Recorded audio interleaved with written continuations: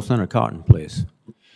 Admiral Fowler, I want to speak about the legal conditions on the ground in the Northern Triangle, Guatemala, Honduras, and El Salvador. Do the governments of those three countries systematically persecute their own citizens on the basis of race, ethnicity, sex, political views, religious belief, or other such categories? Senator, when I go, I'm lockstep with our embassies, and we've got great diplomats, and we don't see a systematic exploitation. I work with the militaries, and the elements we work with are vetted and trusted, and I find they're doing the right thing, whether it's Honduras, Guatemala, or El Salvador. Thank you. I think that's a very important point. The governments of Honduras and El Salvador and Guatemala do not persecute their own citizens systematically on the basis of race, sex, ethnicity, religion, or political views, which is the basis for asylum and refugee status under our laws.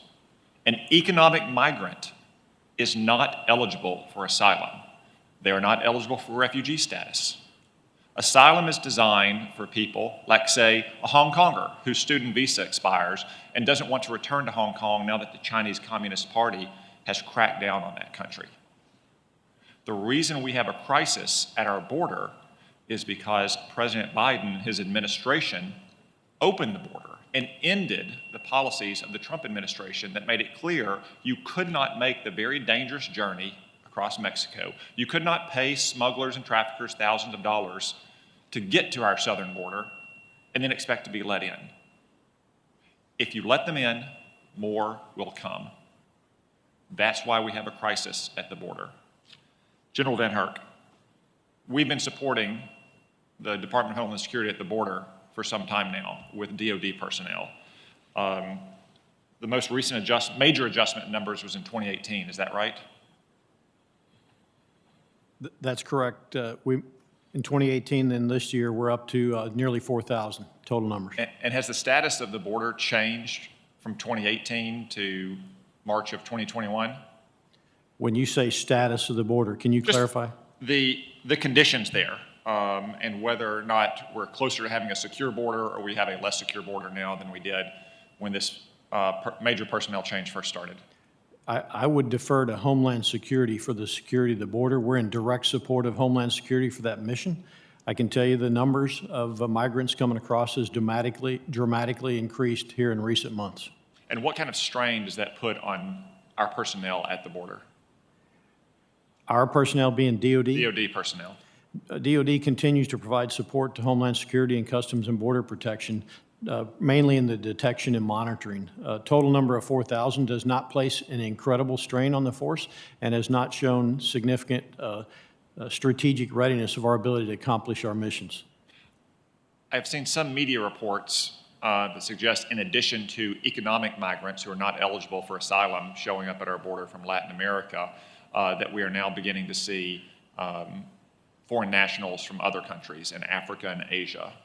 To your knowledge, is that correct? Senator, I'm aware of intelligence reports that corroborate exactly what you just said. What kind of threat does it pose to our country that persons might be traveling from the old world to the new world to join these migrant flows? I believe that we must continue to monitor anybody who has nefarious desires for our country. Homeland defense, border security is national security, which equals homeland defense. There will be people take advantage of the opportunity to come across that border. Yeah, I couldn't agree more, General VanHerck. I mean, if our border is open, anyone from around the world can get to Mexico and try to cross our border, not just to seek a better life here, but to harm or ultimately try to kill our own people. And I go back to the simple point. If you let them in, more will come. All the controversy you see in the media are misplaced, talking about how fast we're processing migrants through these detention facilities or whether they have enough showers or beds or cots. If you don't let them in the first place, you don't have to worry about the conditions in the detention centers. The Biden administration has to reverse course. There are three simple solutions. First, it should reapply the public health declaration under Title 42 to all foreign nationals, to include minors, just like the Trump administration did, as the Biden administration still does for adults. Second, it should renegotiate a new migrant protection protocol with Mexico, which it tore up for no reason on its first days in office. And third, it should re-enter a safe third country agreement with Guatemala. If you're seeking asylum at our border, there's no reason you cannot seek asylum in Guatemala. That was the lesson of the last administration. Those three things alone will solve our crisis at the border, and they can all be done tomorrow. Thank you, Senator.